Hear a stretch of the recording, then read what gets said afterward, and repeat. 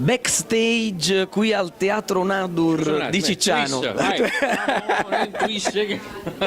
Come potete vedere siamo già entrati in quella che è la dimensione della serata. Eh sì, mamma mia, come siamo contenti, come siamo felici. In genere si dice la minestra riscaldata non è buona, e invece abbiamo fatto la corrida seconda edizione nel giro di un mesetto e sta andando alla grande, tanta gente. Teatro pieno, ma soprattutto gratis. No, come?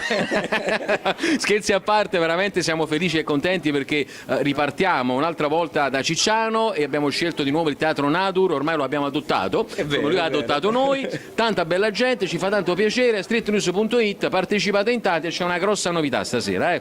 Ah, quindi dobbiamo rimanere allora ben collegati sul nostro sito che è streetnews.it. Beh, caro Antonio, eccolo qua. Ecco la novità è che abbiamo il rovescio della medaglia. Stasera lui presenterà i Faccio Valletto, quindi come stiamo guaiati stasera.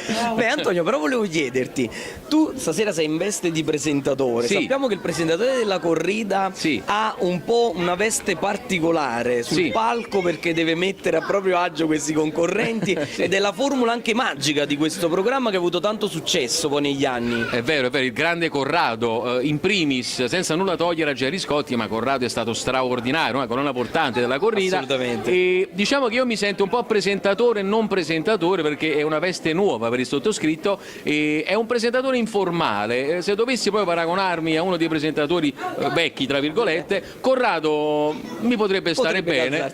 Ma faccio pure una gratatina in onore alla buonanima, voglio dire. Però mi diverte questa cosa e non me lo aspettavo. In genere sono io che faccio, tra virgolette, il personaggio e insomma lo spettacolo. Questa volta mi trovo dall'altra parte e mi diverte molto, sì. Noi ti ringraziamo, grazie Antonio Manganiello per questa intervista e ovviamente possono seguirti tutti gli amici su Radio Kiss Kiss Napoli tutte le mattine dalle 7 alle 10 e sul canale 674 del digitale terrestre. Siccome tengo mi posso fare un'intervista a te?